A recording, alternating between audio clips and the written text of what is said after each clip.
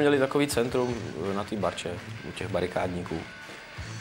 Od toho 85. roku určitě se tam scházely všechny tvrdé kapely, že jo. V té době vlastně na té pražské scéně nikdo víc jako z těch tvrdých kapel nebyl, to byl Vitacit a tím to haslo, že jo. Takže to spektrum bylo hodně jako úzký. Jarka hrál daleko tvrdší muziku ještě. Pak se k tomu přidal Thor v 87. roce a nedá se mluvit o tom, že by to byla nějaká vyloženě velká scéna, jo. Bylo to pár kapel a měli jsme skoro všechny stejné fanoušky. O těch kapelách jsem moc jako ani v televizi, ani v rádiu, ani v novinách nepsalo. A když se o nich psalo v novinách, tak se o tom psalo jako o něčem novým, co je blbý, že jo.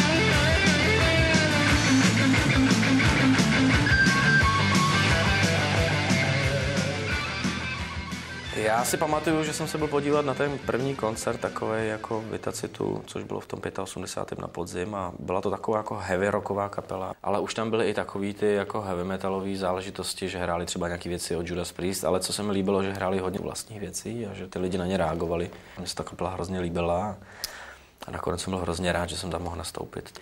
Když zpíval Křížek, tak skládal texty, my jsme se ani víceméně nezajímali, jako co tam zpívá, protože on vždycky přinesl nějaký ten papír a jel. Jako do dneška mi mrzí, když si poslechnu ty staré písničky, že ty texty mohly být lepší, ale my jsme v té době nebyli schopni jako ty texty udělat líp, my jsme nikoho neměli.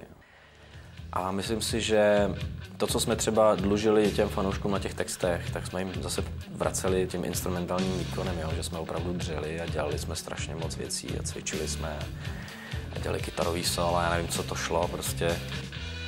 Takže ten koncept pro mě byl vždycky jako očistec totální, že jsem tam tou kytarou vyzvracel úplně všechno, co jsem zrovna v té době v sobě měl.